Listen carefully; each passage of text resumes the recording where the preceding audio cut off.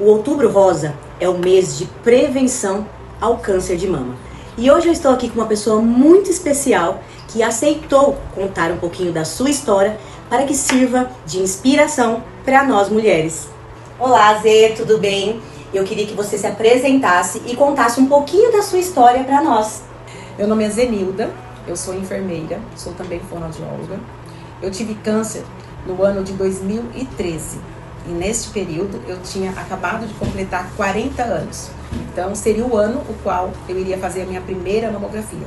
Só que antes de acontecer a primeira mamografia, me palpando, eu percebi que havia algo estranho na minha mama. E é quando eu começo os exames e descubro o câncer de mama, né? E sempre falo que realmente eu vivi um dos Outubro Rosa, porque a minha primeira quimioterapia aconteceu em outubro de 2013. Então era pleno Outubro Rosa. No ano de 2014, exatamente no dia 25 de junho de 2014, é quando eu recebo a minha alta.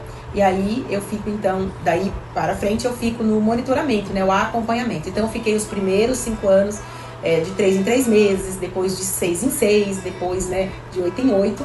E após 5 anos recebo a alta, né, e sigo até hoje fazendo todos os meus exames anualmente, sou assistida, e isso é a importância de estar aqui contando essa história em 2025, passado 12 anos depois. Zê, quando você descobriu o seu diagnóstico, qual foi o primeiro sentimento que veio? Me recordo muito bem disso, quando o médico me disse, né, me confirmou. E aliás, enquanto enfermeira, ele fazendo a ultrassom, Mariana, eu já tinha percebido. Eu falei, que tamanho é? Aí ele falou, filha, é grande. Eu falei, mas é maligno, né? Ele falou, é. Eu falei, tá, tudo bem. Bem, neste momento, eu vou pra casa, que eu estava sozinha. Nessa época, eu morava em Palmas, em Tocantins, minha família aqui em Panorama. E aí, realmente, eu chego em casa, sento no sofá e falo, Deus, vamos conversar. Vamos conversar, porque vem vindo aí uma fase difícil. Não houve desespero, não houve choro, nada disso.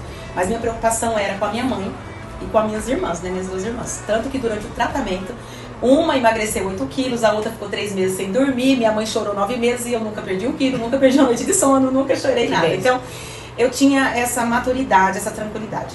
Por quê, Mariana? Porque eu enxergo que ser hipertenso é pior do que ter um câncer. Eu enxergo que ter uma diabetes é pior do que ter um câncer. A diabetes não tem cura, hipertensão não tem cura, insuficiência renal não tem cura. Existem várias outras doenças, inclusive eu pensava que você ter insônia, depressão, síndrome do pânico. Existem tantas coisas que as pessoas lutam e o câncer ele tem um período. Então eu sabia, eu falei, bem, ou eu vou viver ou eu vou morrer. E eu vou tratar porque eu quero viver. Agora eu quero saber, o que te deixou firme nos dias difíceis? Bem, Mari, o que me deixou firme? Firme de que câncer tem cura, né? Eu logo me apeguei de que aproximadamente 95% a 98% das pessoas se curam, e eu enxerguei os 98%, os 95%. Eu não me prendi nos 2%. O tipo de câncer que eu tive, a perspectiva, ele era menor, porque ele atinge entre 2% a 3% das mulheres. Então eu escutei muitos médicos dizerem, olha, seu tratamento é pela metade, você não pode estar depois tomando hormônios, e tudo isso não me abalou, porque eu tinha a esperança nos 98%. Zê, conta pra nós agora, o que essa experiência mudou em você como pessoa e como mulher?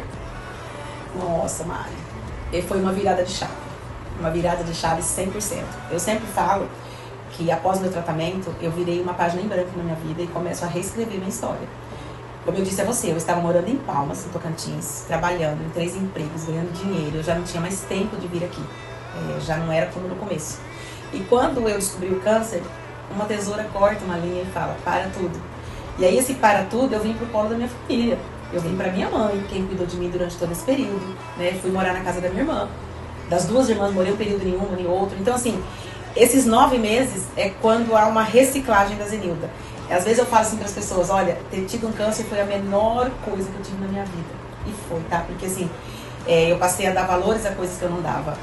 A Zenilda, quando termina, eu volto para Tocantins, fico lá 6 meses e venho embora de mala e cuia de volta. Não tá mais voltada. Eu não, deixei tudo que eu investi lá, não pensei 2 vezes, porque aí eu vi que na doença não tem dinheiro.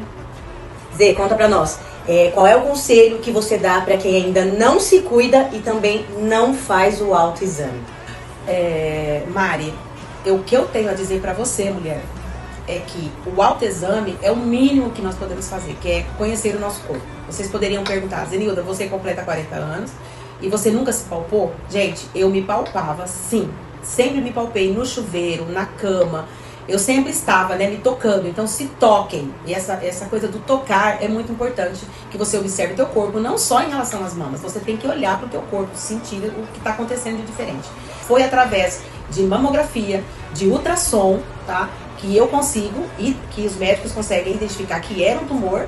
E aí, sim, começa a questão da sequência disso, né? Que a gente vai para biópsia, enfim. Mas, gente, o autoexame não substitui a prevenção, a mamografia e tampouco uma ultrassom de mama. Então, procure seu médico. Mulheres, quem tem história na família precisa começar aos 35 anos. Mas isso não significa que você tenha 25 e que você não pode ter câncer de mama. Eu fiz tratamento com mulheres de 18, de 21 anos tratando o câncer de mama. Então, é importante que você se conheça. Tem alguma coisa errada? Procure ajuda, procure a unidade de saúde, procure seu médico e vai atrás. Se você pudesse agora olhar nos olhos de uma pessoa que está passando por isso, o que você diria pra ela? Ai, Mari, eu tenho que pegar seu ponto fraco, né? Vai. Eu vou pegar o ponto fraco da Mari, porque lá em 2014, eu venho de férias já, de quando eu tinha voltado para Palmas, Tocantins. E aí eu conheço a família da Mari, conheço a Mari aí de pequenininha, vou entregar a idade, a minha, né, gente? E aí eu soube da irmã da Mari e imediatamente catei uma meia dúzia de lenços e fui até ela. E aí eu me recordo muito bem, Mari, de eu pegar na mão dela e falar, olha, é possível, tá? Não desista de você, não desista de se tratar. Isso tá acontecendo. Eu lembro que quando eu descobri, Mari, eu fiquei pensando que naquele dia onde eu descobri, quantas mulheres no mundo descobriu? Não era só eu, tinha muito mais. Então eu falei isso com a Adriana, né? Sim. Adriana, é eu, é você.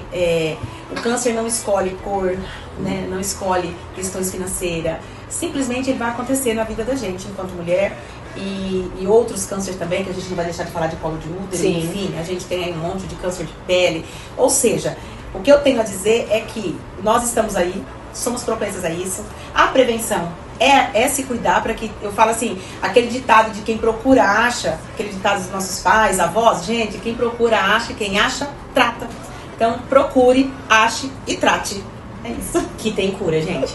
Tem cura, tá? É claro, a irmã da Mari, né, passou pelo processo, depois ela volta, né, esse câncer retorna, é uma situação que a gente sabe, mas ela estava dentro daqueles 2%, gente. Sim, e na verdade a Adri, ela se curou, né? Ela se curou do câncer de mama. Ela ficou 5 anos super bem. E aí voltou, mas em outros lugares, né? E infelizmente não conseguiu, mas Deus sabe de todas as coisas.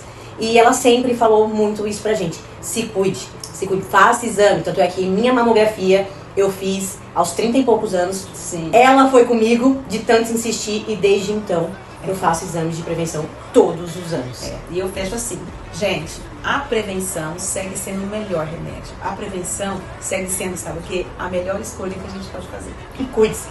Zenilda, queria te agradecer por compartilhar a sua força e a sua história com a gente e que essa história inspire e acolha outras mulheres.